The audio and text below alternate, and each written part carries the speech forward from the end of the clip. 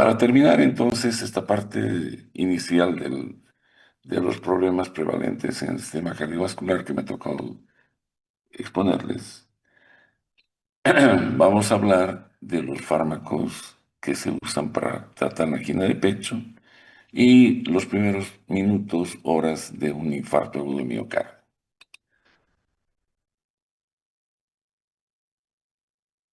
Vamos a empezar conociendo primero qué es la angina de pecho.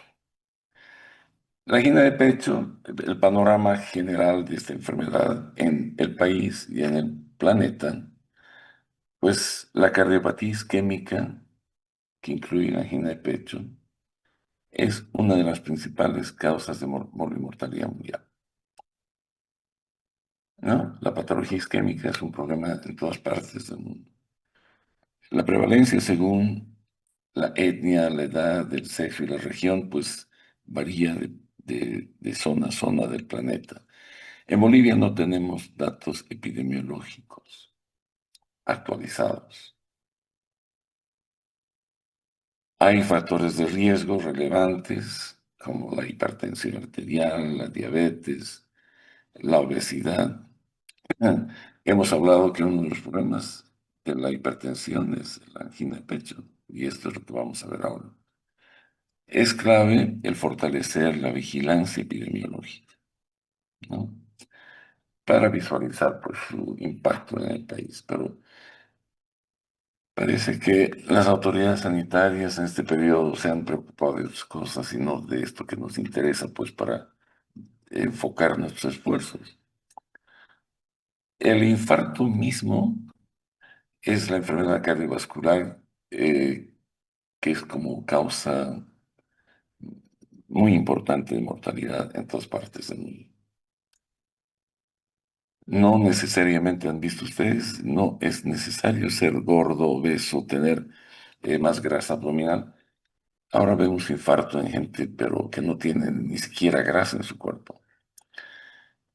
Estamos echando la culpa a la vacuna del COVID, que nos han alterado una serie de aspectos metabólicos, genéticos, pero la realidad es que el infarto es un problema en todas partes del mundo y en todo tipo de gente. La incidencia en Europa, miren, de cada 100.000 personas, 293 van a tener infarto en un año. En Bolivia la incidencia exacta no es conocida. Hay algunos reportes aislados hospitalarios, pero que no tienen ni siquiera la importancia para que podamos revisar esto. La mortalidad cardiovascular en Bolivia es 24 del total nacional, 24% del total. Es prioritario implementar programas de preventivos y de control de los factores de riesgo para esta patología, pero eh, no sé si han visto, ya no se ven programas educativos o campañas de educación para estas enfermedades olvidadas. Todas esas patologías crónicas son olvidadas, no se hace mucho por ellas. Y deberíamos hacer porque con solo tratar los factores de riesgo muchas veces evitamos que hayan estos tremendos problemas. Bien, entonces el panorama global. Ahora veamos el guión de la enfermedad. ¿A qué llamamos? Esta enfermedad en realidad se llama enfermedad arterial coronaria. Y la angina pectoris o angina de pecho no es más que un síntoma de esta enfermedad coronaria. El paciente que tiene una enfermedad coronaria puede vivir asintomático por un tiempo. Si empeora la obstrucción de sus arterias, se va a producir una isquemia y va a dar el síndrome coronario agudo. Puede acabar en una lesión del miocardio o un infarto, una necrosis del tejido miocárdico. Y obviamente va a haber un dolor intenso en el tórax, generalmente en la región central del tórax opresivo, ¿no? Que es la característica de este cuadro. La causa principal de angina de pecho e infarto es la o ateroesclerosis. El 99% de este problema de angina o infarto es debido a la arteriosclerosis. Esto es por una obstrucción parcial o total del flujo coronario. Hay otras causas, ¿no? Como la estenosis de la aorta, la cardiomiopatía hipertrófica o la arteritis. Pero estos son más raros, son excepcionales. 99% es aterosclerosis. Voy a hablar de la angina de pecho estable. ¿Quiénes enferman? Adultos de más de 50 años, generalmente hombres, fumadores, hipertensos, dislipidémicos y con diabetes mellitus. Que esos son los factores de riesgo más importantes para hacer este problema. Su evolución temporal es un dolor torácico con el esfuerzo o el estrés que mejora con reposo o con la aplicación de nitratos, ¿no? Las manifestaciones clave es el dolor opresivo, external y irradiado al brazo izquierdo, que dura menos de 10 minutos. Después de 10 minutos, ya el paciente no tiene angina de pecho, tiene un síndrome coronario agudo y hay que llevarlo a un hospital y hay que hacer todo un trabajo como si estuviera en curso un infarto de miocardio. Los factores que desencadenan la angina de pecho generalmente son el esfuerzo físico, emociones intensas, frío, algunas comidas copiosas, ¿no? Es común que después de comer mucha gente no solo tiene angina, sino que se infarta también. Los factores atenuantes, el reposo. El paciente que siente dolor torácico en su tórax inmediatamente detiene su caminata o se sienta, se echa. Y si tiene y es paciente que ya ha tenido este problema, va a usar sus nitratos sublinguales. La etiopatogenia, pues la aterosclerosis. Mm, Las complicaciones son el infarto del miocardio o la insuficiencia cardíaca o las arritmias. La isquemia eh, genera focos ectópicos que van a producir arritmias, pues dependiendo de la gravedad del cuadro, hasta mortales, hasta la fibrilación ventricular que se confunde con paro cardíaco y se muere. La fisiopatología de la isquemia, pues la reducción del flujo, el aporte de oxígeno, va a llevar al miocardio a un metabolismo anaeróbico. Y esto va a acumular ácido láctico y esto es lo que produce el dolor.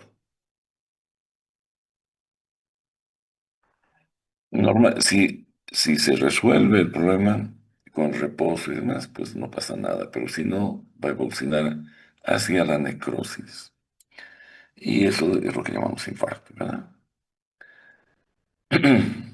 Entonces, hay insuficiente oxígeno, hay un metabolismo anaeróbico, hay formación de ácido láctico y la función celular del miocito se altera. El dolor es causado por esa suplementación insuficiente. Entonces, el flujo coronario va a disminuir y van a aparecer síntomas. Los síntomas desaparecen o mejoran cuando disminuye la demanda de oxígeno o cuando se suplementa oxígeno. Eso ya sea por vasodilatación u otro tipo de mecanismo por el cual se mejora la perfusión en la zona isquémica.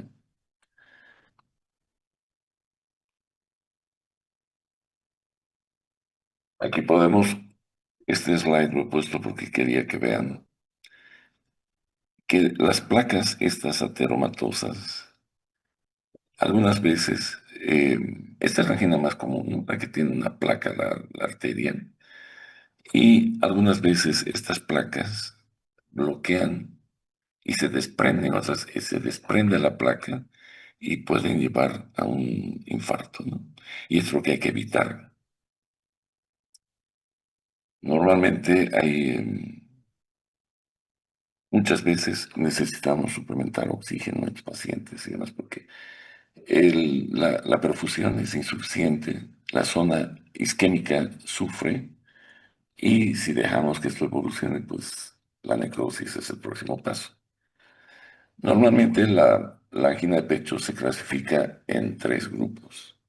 La estable, en la que hay una placa ateromatosa que se disminuye el flujo y produce un suplemento disminuido y causa ese dolor isquémico y demás. La vasoespástica, que es por vasoconstricción, y la inestable, que es por la ruptura. La placa se fractura y lo que va a pasar es que hay un mayor riesgo de trombosis y de producirse un infarto. Eso llamamos el síndrome coronario agudo. Entonces son tres tipos de angina. Por lo general, la mayor parte de la gente, el más común es el estable. El vaso espástico son pacientes que hacen infartos, se hacen angiografía y no se encuentra absolutamente nada. Cuando se resuelve el espasmo, mejora todo, y cuando se hace una angiografía no se encuentra una zona de estenosis. Entonces se supone que ha sido vasoespástica. Y cuando se encuentra una ruptura de la placa teromatosa y trombosis en la zona, eso es una inestable y se maneja como síndrome coronario agudo, como es. También se maneja el infarto con o sin elevación del ST. ¿Cuáles son los factores de riesgo para que un paciente haga este problema? Hipertensión, alteraciones en los lípidos, diabetes mellitus, tabaquismo, obesidad, sedentarismo, antecedentes familiares de problemas de isquemia miocárdica y personalidad de tipo A. La gente renegona, la gente que tiene problemas, ¿no? El tipo A está asociado a varias cosas. Además de la angina, pueden ser pacientes que hacen enfermedad ulceropéptica y todo eso. Son teorías. Entonces, estos factores, muchos de estos se pueden corregir. Y creo que tengo un gráfico, sí, esto es. Los que se pueden controlar son la hipertensión arterial, el colesterol elevado, el tabaquismo, la actividad física, el peso, la diabetes mellitus, el estrés, el enojo. Pero lo que no podemos controlar es el sexo, lo hereditario, la raza, la edad. Estos son factores de riesgo no controlables. ¿Dónde se debe trabajar? Es aquí. Las unidades de salud pública y todo esto deben trabajar en esto.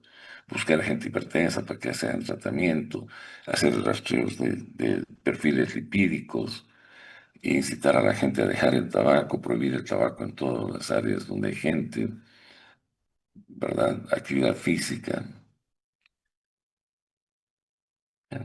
Antes había gente que correteaba por los parques, ahora desde que hay asaltos y secuestros ya deben estar solo gimnasios. La obesidad está asociada con el sedentarismo, la diabetes mellitus. Bueno, estos son cosas corregibles. Y esto tienen ustedes que cuando ven un paciente así, tienen que tratar de disminuir esos factores de riesgo. La angina estable se produce con el esfuerzo, es predecible. Si un paciente hace esfuerzo y hace dolor, es porque hay una estenosis, el aumento de la demanda de oxígeno que no se, que no se puede mejorar porque hay una placa de arteriosclerosis, pues es totalmente predecible, ¿verdad?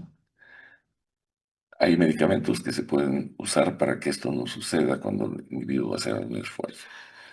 La angina inestable, el dolor aparece hasta en reposo y va aumentando progresivamente, no disminuye. Y la angina vasospástica se presenta, la llamada también Prince Metal, que es por un espasmo de las arterias coronarias. Y se presenta en reposo y puede acabar en el infarto, si es que no se procede con tratamiento. Esta es la típica evolución de un paciente con angina. Normalmente está desarrollado por un esfuerzo. El individuo hace esfuerzo y empieza todo este cuadro de isquemia, disfunción diastólica, sistólica, disnea, alteraciones en el electrocardiograma. El individuo hace un dolor torácico intenso que puede durar algún tiempo, no más de 10 minutos.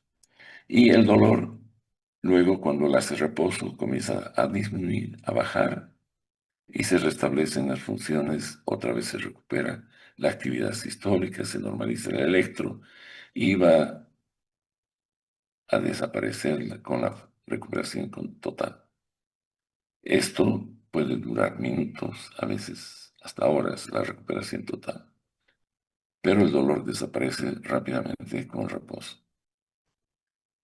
Pueden haber algunas alteraciones del segmento ST en el momento del ataque de angina. Bien, tenemos el cuadro de la patología esta. Ahora vamos a cuál es el objetivo de tratar a estos pacientes, que hay que aliviarles el dolor, que hay que prevenir que esto evolucione en un infarto y la muerte. Hay que mejorar la capacidad funcional de este individuo en relación a su programa cardiovascular y hay que prevenir eventos futuros y mejorar la calidad de vida.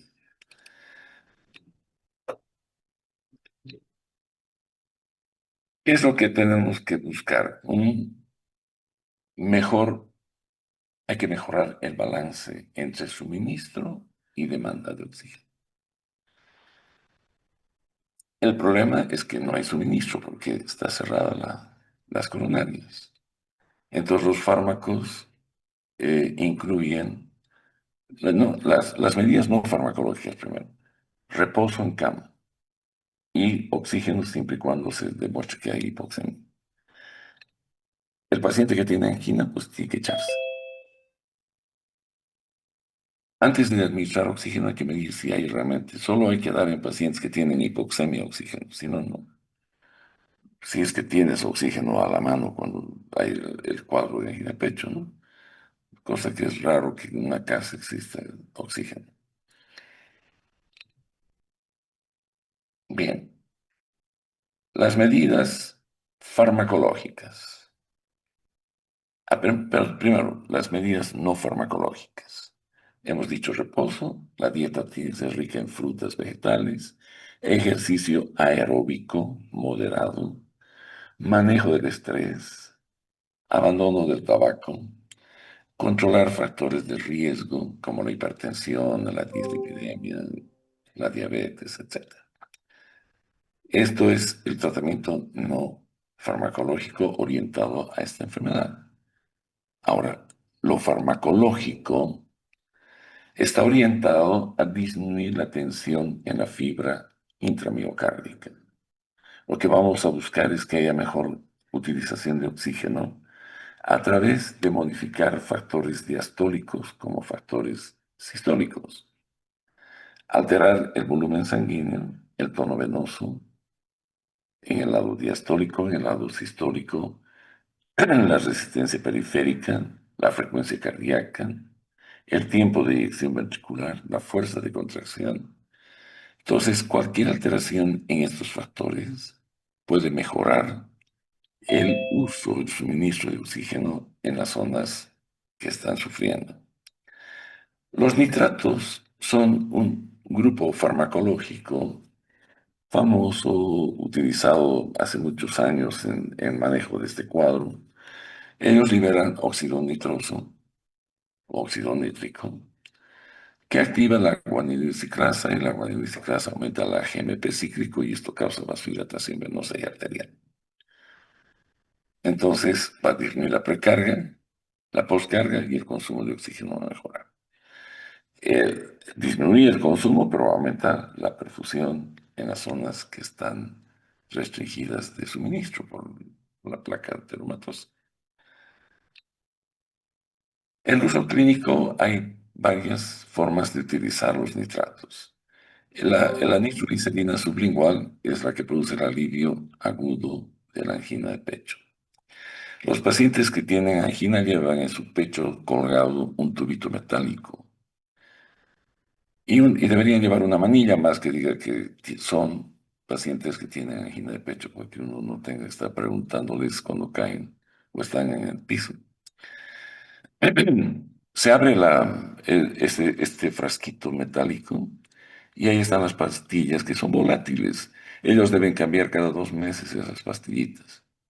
Incluso cerradas herméticamente en un recipiente metálico se vaporizan. La nitroglicerina es volátil. Esta se pone debajo de la lengua y va rápidamente a producir alivio del dolor. La nitroglicerina intravenosa se usa cuando el paciente tiene infarto agudo miocardio con insuficiencia cardíaca. La isosorbida, el dinitrato isosorbida, sirve para la prevención de angina crónica. Esto es para que el paciente tome todos los días para evitar que le vengan otra vez la crisis isquémica.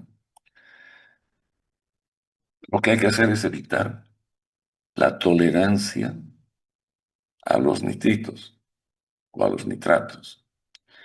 Esto se hace quitando por periodos, dejar periodos de 2, 3 días libres de nitratos. En algunas fábricas donde se produce esto, los trabajadores están inhalando permanentemente los nitratos, ¿no? Y cuando se van generalmente tienen dolor de cabeza los jueves, viernes, ya el efecto de la vasodilatación que produce se hace presente. Y se van a sus casas y dejan de inhalar y de estar en contacto con los nitratos. Otra vez recuperan, eh, están sin nitratos, se sienten bien. Y cuando llegan el lunes empieza otra vez el problema, ¿no? Y pasa el tiempo y el jueves, viernes disminuye la cefalea, todo esto porque hay tolerancia. Se desarrolla la tolerancia durante la semana, van a su casa, vuelven el lunes y otra vez están listos para desarrollar toda la sintomatología. Y eso se ha aprendido para, y se ha traspolado a la clínica para dejar al paciente con periodos libres de nitratos, para que después de un tiempo vuelvan en 2 días otra vez a generar el mismo efecto en el paciente. Los efectos adversos, la cefalea es una de las más comunes y en algunas partes que se usa con frecuencia. Cuando el paciente comienza a tener una cefalea pulsátil es que estás con la dosis correcta de nitrato. Ese es un parámetro clínico para saber que estás haciéndolo bien con la dosis que necesita el paciente, pero es considerado como un efecto adverso. Otros son la hipotensión ortostática, la taquicardia refleja, la tolerancia, ¿no? Es la enfermedad de los días lunes que les decía. Cuando retornan al trabajo otra vez empieza el problema. Y están contraindicadas con estos fármacos como el sildenafil, el tadalafilo, porque también son vasodilatadores. Y puede haber una hipotensión severa y el paciente acaba infartado a veces, ¿no? Y es común escuchar viejitos que toman sildenafil, el Viagra, y toman fármacos o reciben fármacos como los nitratos que acaben muertos. Los beta bloqueadores son otro grupo que también es efectivo para manejar esto de la tensión de la fibra intra, intracardíaca, ¿no? Estas fibras miocárdicas los beta bloqueadores van a disminuir la frecuencia, la contractibilidad y, por lo tanto, la demanda de oxígeno. Están indicados en la angina de pecho estable y en infarto agudo miocardio. Y sus contraindicaciones son las mismas de siempre.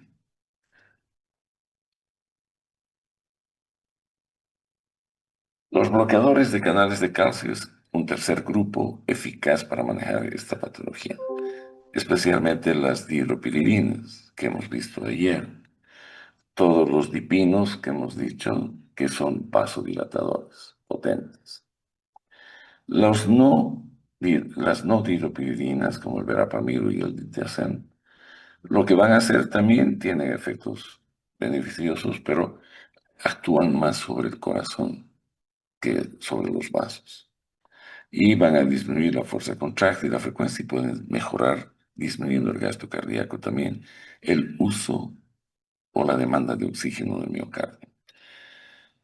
y son útiles tanto en la angina variante como en la estable.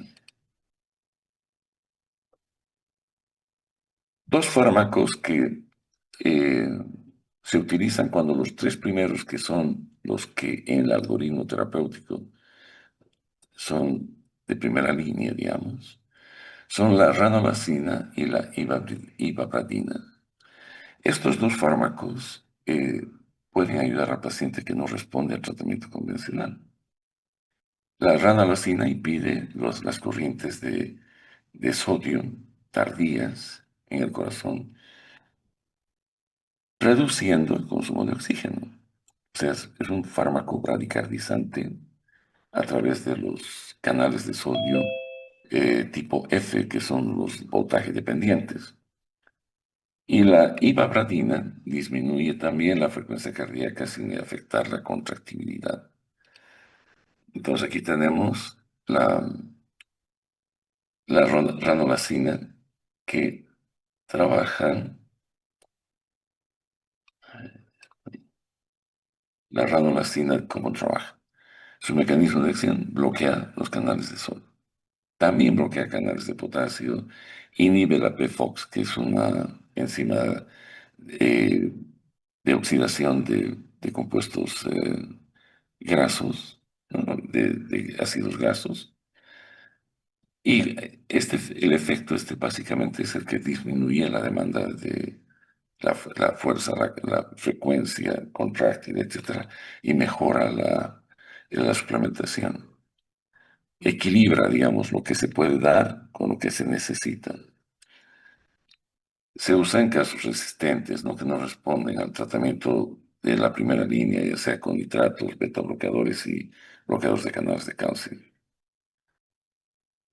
Algunos efectos beneficiosos, además de ser estos a nivel cardíaco, es que disminuyen el riesgo de fibrilación auricular y también disminuyen la hemoglobina glucosilada. Esto significa que si el paciente es diabético se va a beneficiar también cuando usa la ranolacina. Está contraindicada con fármacos que prolongan el QT. Cuanto más largo el QT, más posibilidades de arritmias ventriculares y de paro cardíaco. Y también está contraindicada cuando hay falla hepática porque se excreta por el hígado la ranolacina. La ibabradina, su modo de acción bloquea estos canales F, los voltajes dependientes, y baja la frecuencia cardíaca. El efecto adverso más común es este fenómeno luminoso que reportan los pacientes, ven manchas brillosas, transitorias, ¿no? Es un fenómeno visual. Hay una prolongación del QT que también hay que considerar al prescribir y pueden producir fibrilación auricular. Están contraindicados de usar junto con beta bloqueadores, con diltiazem, verapamilo, los no dihidropiridinas, y debido a que ambos bloquean el nodo sinusal, pues no deben usarse con estos fármacos depresores de la conducción y de la frecuencia cardíaca, ¿no? Existen otros fármacos que son también vasodilatadores o que alteran el metabolismo energético del corazón, que en nuestro medio no tenemos, pero están reportados en los textos que ustedes leen, como la trimetazidina y otros como el nicorandil. Existe otro más, el fasudil, que son en realidad experimentales, son vasodilatadores experimentales o que alteran el metabolismo energético miocárdico en pacientes con angina refractaria, que en nuestro medio no hay esto. No es que no hay angina refractaria, no tenemos estos medicamentos. Bien, ahora veamos cómo es el esquema terapéutico. Cuando tenemos un paciente con angina de pecho que tiene síntomas característicos, lo que tenemos que hacer es rápidamente usar nitroglicerina sublingual para el alivio inmediato. Si el dolor no se alivia, hay que agregar un beta bloqueador. Si con el beta bloqueador no desaparece el dolor y se sigue incrementando, se podría asociar un bloqueador de canal de calcio o un nitrato de acción prolongada. Esas son las dos opciones y en caso de que todo este algoritmo fracase, recién entran esos fármacos que les he mencionado como la ranolazina, la ibravadina. Estos son medicamentos de salvataje. Eh, el paciente que tiene angina de pecho reposo y se tiene nitroglicerina sublingual hay que administrar. En 10 minutos debe desaparecer el dolor. En caso de que esto suceda a nivel domiciliar, no es necesario llamar una ambulancia ni llevarlo a un hospital si es que ha cedido el dolor. El paciente, si ha tenido antes esto, conoce que tiene angina de pecho y tendrá que acudir a su cardiólogo para ver si la medicación profiláctica que está recibiendo sirve o no. Hay un tratamiento profiláctico en base a nitratos y también con beta bloqueadores y canales de calcio, bloqueadores de canales de calcio, pero esto es un tema de especialidad que requiere una evaluación de, primero angiográfica, ecocardiográfica y después ver cómo anda ese corazón en términos de fracciones de eyección y demás para poder utilizar alguno de los fármacos de profilaxis. No es tema de un médico general.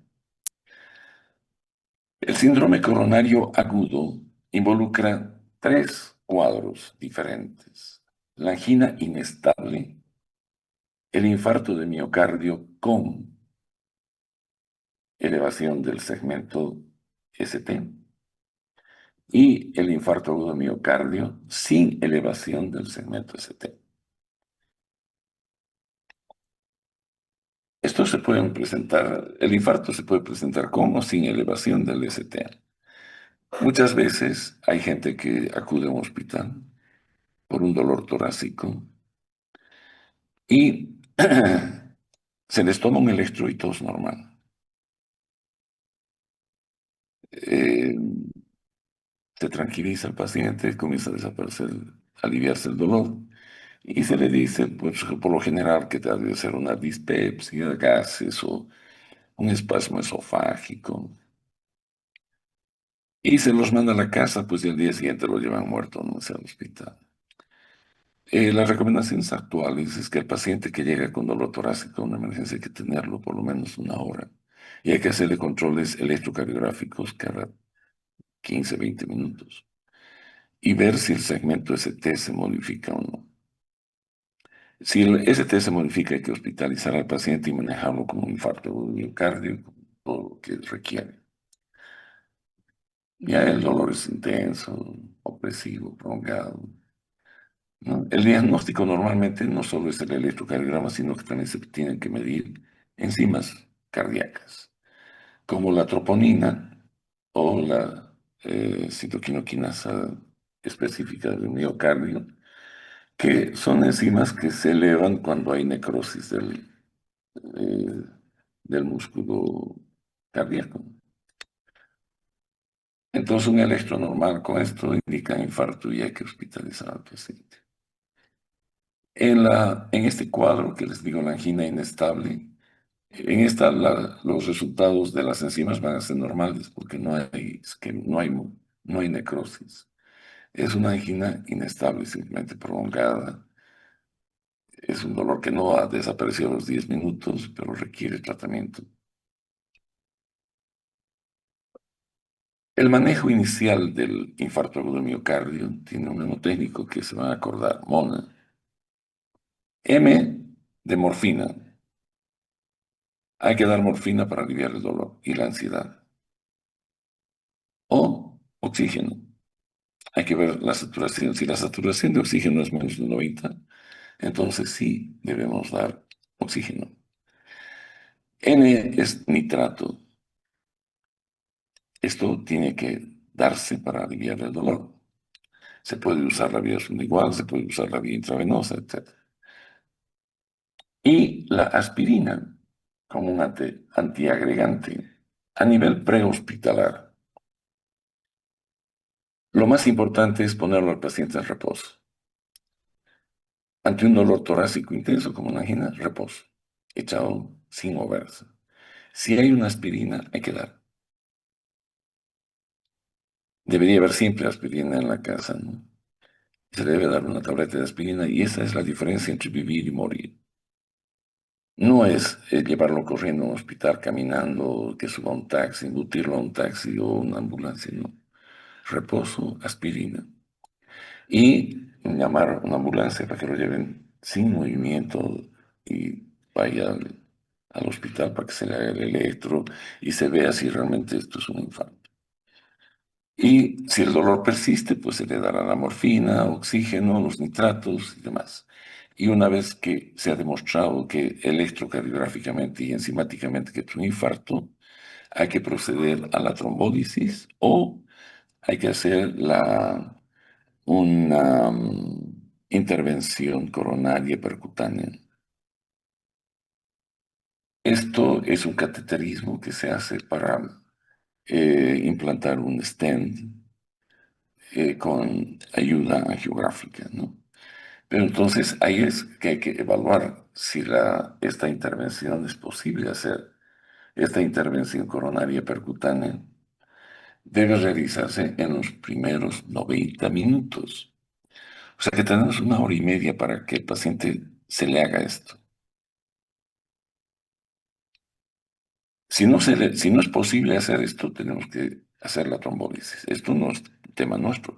Esto hará el cardiólogo invasivo, introducirá un catéter y va a introducir sustancias que van a aprender ya en las próximas clases para diluir coágulos. Existen algunas específicas que se usan en la cardiología para diluir los trombos y para eso no puedes tardar más de 30 minutos para meter la aguja. No, esto sabe el médico intensivista o el emergenciólogo o el cardiólogo que está viendo al paciente en el hospital. Si está disponible esta intervención percutánea, se debe realizar dentro de los 90 minutos, ¿verdad? Ese es el tiempo para usar el balón de que distiende y se mete el stent. O si no está disponible, pues hay que referir a un centro donde esto esté disponible. Antes, la mayor parte de los pacientes con infarto de todos los hospitales se mandaban al belga. No sé si ahora sigue siendo un hospital de referencia en temas de enfermedades cardiovasculares, pero ha cambiado de dueños y parece que han dado una orientación más general. Esta intervención percutánea debe realizarse dentro de los 120 minutos siguientes que se manda al paciente. Y si no se puede, el tiempo para usar la aguja que les decía es de 30 minutos para hacer trombólisis. Y una vez que se hace cualquiera de estos procedimientos, pues dependiendo qué es lo que se ha hecho, si se ha hecho la intervención esta, hay que dar un anticoagulante, una heparina de bajo peso molecular, más algún antiplaquetario. Si se ha hecho trombólisis, igual se debe utilizar una heparina de bajo peso molecular. Esto para disminuir la mortalidad. También se pueden utilizar en el post-infarto las estatinas, los antiagregantes plaquetarios, betabloqueadores, los IECAS y la espironolactona. Normalmente hay una combinación. Cuando se usa stent, debe utilizarse aspirina más clopidogrel. Estos son dos antiagregantes por diferentes mecanismos. Y cuando no hay stent, solo aspirina. Y aquí va esta explicación. La aspirina, pues lo que hace, eh, lo que la ciclooxigenasa, ¿verdad? Y esto va a producir, es un antiagregante plaquetario. Al igual que los que bloquean este receptor adenosinfosfato que está en la membrana de las plaquetas, como es el clopidogrel. el ticagrelor. Estos son fármacos que se usan en combinación o solos para reducir la agregación plaquetaria y disminuir eventos trombolíticos en este tipo de pacientes. Se los administra juntos en el infarto de miocardio con o sin stent coronario. Y con esto nos evitamos que se generen nuevos trombos.